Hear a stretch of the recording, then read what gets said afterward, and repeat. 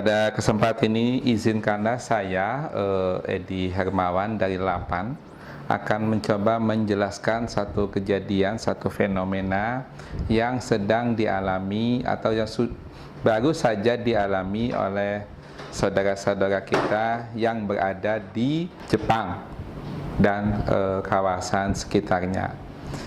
Ini adalah gambaran tentang fenomena kejadian tadi, siklon Hagibis yang terjadi pada tanggal 11 Oktober 2019. Ya, di sini menggambarkan tentang isobaric wind, jadi angin, kecepatan angin dan arah angin pada lapisan, bukan di permukaan tetapi pada lapisan 850 hektopascal, itu sekitar 1,45 km di atas permukaan laut. Ini memang berawal dari terbentuknya satu awan-awan CB atau kumpulan awan-awan CB di tengah lautan Pasifik, yang kemudian dia terus tumbuh dan bergerak mencapai kondisi maturnya, puncaknya itu nanti sekitar tanggal 12 setelah itu. Bisa dibayangkan kekuatannya sangat dahsyat karena dia akan menarik semua awan-awan CB yang di sini dan dia bergerak mencari lokasi yang menjadi pusat tekanan rendah. Dan pusat tekanan rendah itu terjadi di daerah daratan umumnya. Maka pada kesempatan ini daerah yang sangat-sangat potensi akan mengalami kawasan Jepang bagian kalau ini saya boleh menggambarkan daerah Tokyo, dan ini akan terus dia bergerak. Pada akhirnya dia akan menyentuh bibir pantai Tokyo. Yang menjadi concern kita adalah bukan hanya thunderstorm atau mata badai, ice thunderstormnya, tapi juga adalah kecepatan dia bergerak menuju lokasi di mana pusat tekanan rendah itu berada. Dia memang terbentuk di lautan, tetapi dia akan bergerak menuju kawasan yang ini. Dan ini terbentuk tidak secara tiba-tiba. Dia butuh waktu sekitar 3-4 hari atau bahkan 1 minggu, sehingga kehadiran mata badai ini sebenarnya bisa diantisipasi. Kapan mulai terbentuk di tengah lautan, kemudian kapan dia mencapai proses pematangan, kapan dia mencapai puncaknya, itu sudah bisa kita pantau dari data satelit sebenarnya. Nah, ini mengapa bisa terjadi ini, karena memang Jepang terletak pada posisi lintang yang cukup tinggi. Seperti Tokyo misalnya, itu sekitar 35 derajat lintang utara. Mungkin yang menjadi tanda tanya besar adalah biasanya fenomena ini itu terjadi saat matahari mencapai puncaknya di belahan bumi selatan. Sementara kondisi saat ini matahari sudah memasuki belahan bumi selatan setelah tanggal 23 September mencapai puncaknya di ekuator. Namun mengapa ini masih terjadi seperti ini? Ini terjadi barangkali akibat daripada adanya lag time. Jadi matahari juga butuh waktu untuk bisa menggerakkan belahan bumi selatan di bawahnya. Nah, kejadian-kejadian ini amat sangat membahayakan karena ini berdampak severe, terutama untuk lokasi daerah tepi pantai yang berhadapan langsung dengan mata badai ini.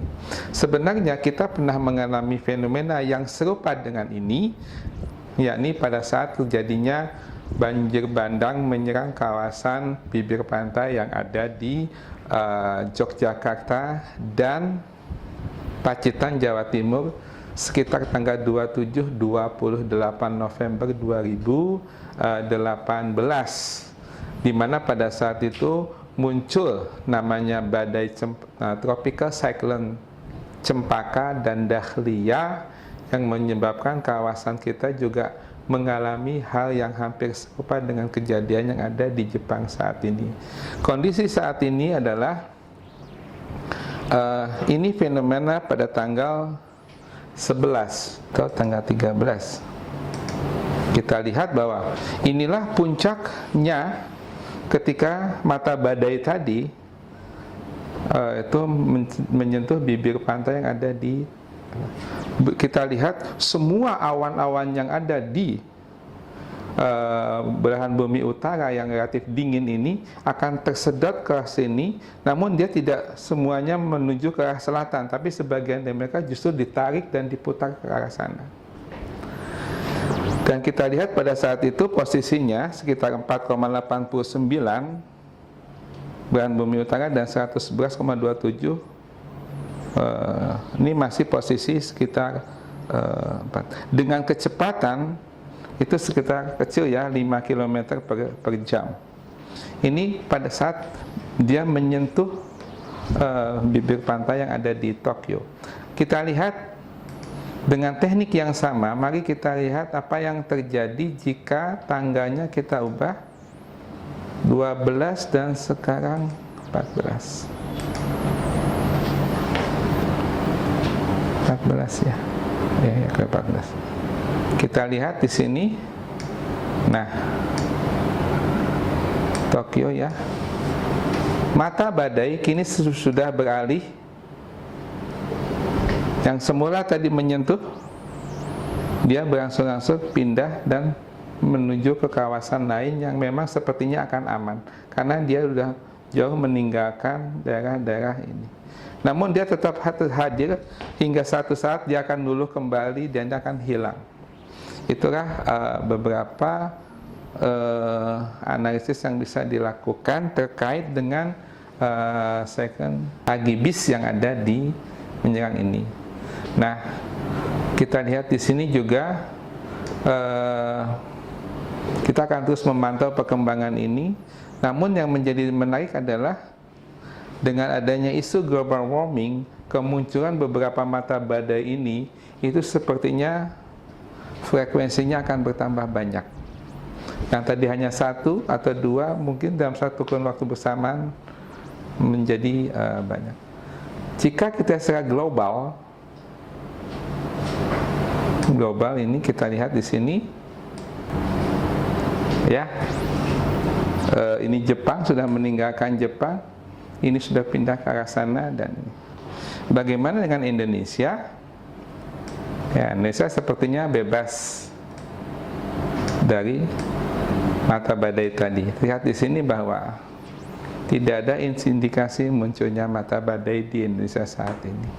Sehingga untuk sementara kita bebas dari badai, cuma belum atau bebas dari fenomena yang lain. Yang diduga kemarau masih akan terus berlanjut sampai dengan akhir tahun ini.